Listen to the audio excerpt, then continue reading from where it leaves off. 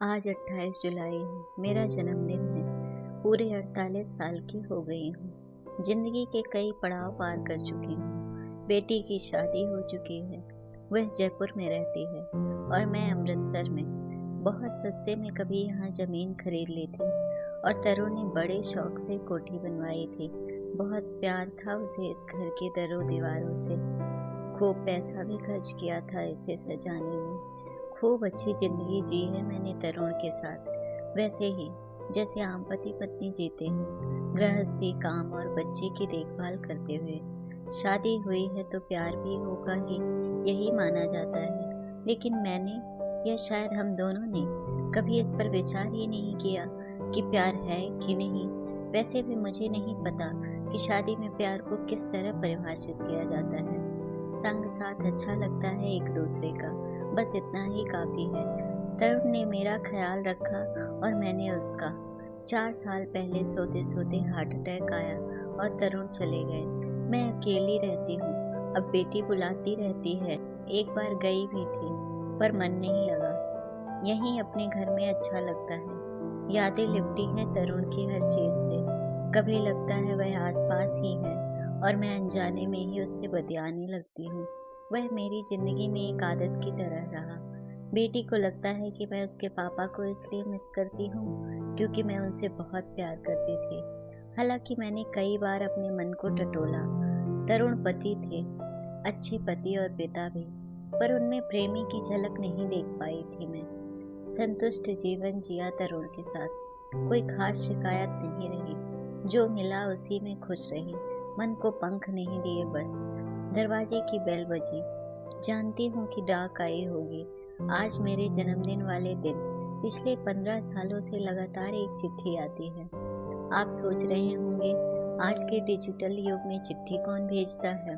पर सच में पिछले 15 सालों से मेरे हर जन्मदिन पर एक चिट्ठी आती है। उसमें केवल एक कविता होती है, मेरा नाम और भेजने वाले के नाम के अक्षर। तरुण हंसते थे भेजने वाले की दीवानगी पर, लेकिन उन्होंने कभी बुरा नहीं माना।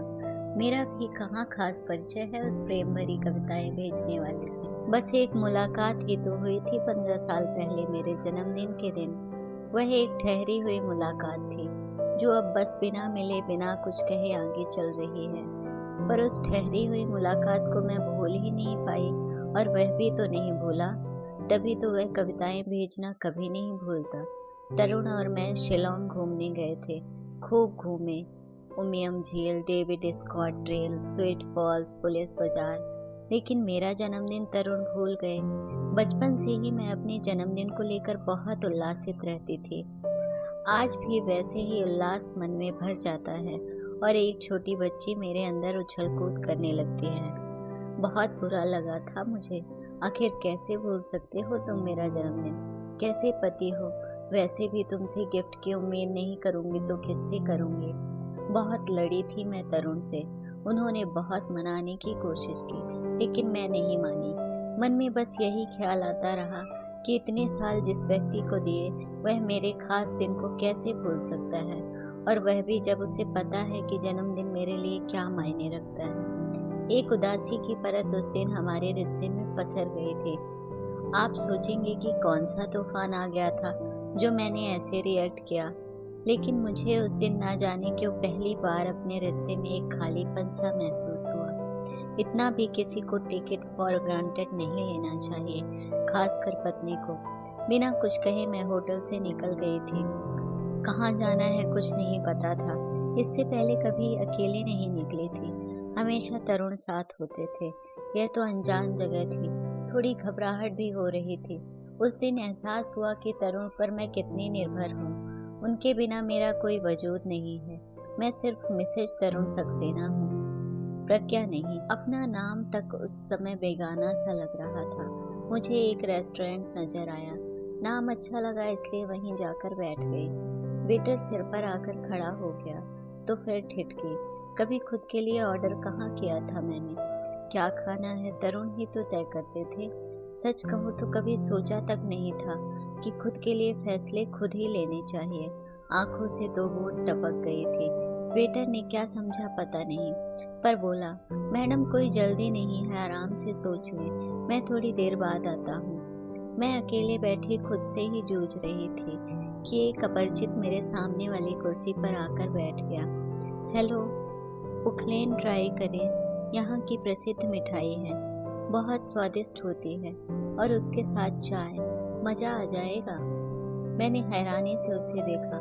मेरी ही उम्र का होगा या मुझसे 1-2 साल बड़ा, लेकिन ना जाने क्यों मुझे उस अपरिचित आदमी में अपनेपन की झलक दिखी। एकदम अनजान, फिर भी कोई अपना होने के एहसास से भर दे। उस समय मुझे कुछ ऐसा ही महसूस हुआ था। उसने मुझे एक कविता सुनाई। उसकी कविता सुनकर जैसे मैं जी ही उठी थी। कौन है यह? क्या कोई जादूगर है या मात्र मेरी कल्पना? अपरिचित भी अपना लग सकता है क्या? रजत नाम है। अंग्रेजी का प्रोफेसर हूँ। मुंबई में रहता हूँ। यहाँ एक सम्मेलन में आया था। कविताएं लिखने का शौक है। फिर न जाने कितनी बातें हुई, कितने ठहाके लगे और केक काटकर मैंने वहीं अपना जन्मदिन भी मनाया। झट से एक कविता लिख उसने जन्मदिन के उपहार के रूप में दे दी। लौटी तो मन हल्का था, जैसे मैंने अपने वजूद को पा लिया था। ठहरी हुई उस मुलाकात में कुछ लहरें आकर मुझे सहला गई थी। तब से हर जन्मदिन पर रजत मुझे कविता भेजता था। कई बार मन हुआ मिलूं उससे जाकर, पर हिम्मत नहीं हुई। सोफे पर बैठकर बहुत उत्फुल्लता से मैंने उसका पत्र खोला। रिश्तों को नाम देना ही प्यार नहीं, रिश्तों को जी लेना ही प्यार है। इंतजार चाहे हो जितना लंबा, दूरियां चाहे हों जितनी ज़्यादा, फासलों से कभी प्यार कम नहीं होता। मैं मुंबई में हूँ इन दिनों, मिलने जा रही हूँ रजत से। इतने सालों बाद भी मिलने की उत्सुकता बहुत तीव्र थी। जैसे ही मैंने डोरबेल बजाई, एक खूबसूरत लड़की ने दरवाज़ा खोला। मैंने जैसे ही रजत के बारे में पूछा, उसने तुरंत मुझे घर के अंदर आने को कहा। अंदर पहुंचते ही मेरी आंखें रजत को खोजने लगी। पापा 2 साल पहले गुजर गए। उनकी कार का एक्सीडेंट हुआ था। मैं उनकी बेटी हूँ। आप प्रज्ञा आंटी हैं। रजत के इस दुनिया से चले जाने की बात सुनकर मैं जैसे जड़ रह गई। फिर तुरंत मन में ये सवाल आया कि रजत नहीं है तो पिछले 2 सालों से मुझे चिट्ठी कौन भेज रहा है? रजत की बेटी शायद मेरा मन पढ़ ही रही थी। उसने मुझे एक पीतल का चौकोर डिब्बा पकड़ाते हुए कहा, मैं पापा को कभी समझी नहीं। मम्मी चली गई थी जब मैं 5 साल की थी। उन्होंने मुझसे कहा था कि 28 जुलाई को हर साल मैं एक चिट्ठी आपको पोस्ट करती रहूं। इस डिब्बे में वो सारी चिट्ठियां हैं। ये आपकी अमानत है, आप रखिए। मैं निशब्द थी। डिब्बे में पोस्ट डेटेड चिट्ठियां थी जिनमें रजत की कविताएं थी मेरे नाम। दोस्तों, अगर आपको हमारी स्टोरी अच्छी लगी हो तो अपने दोस्तों के साथ भी शेयर कीजिए और कमेंट में ज़रूर बताइए कि कैसी लगी ये कहानी। और हाँ, चैनल को सब्सक्राइब करना ना भूलें।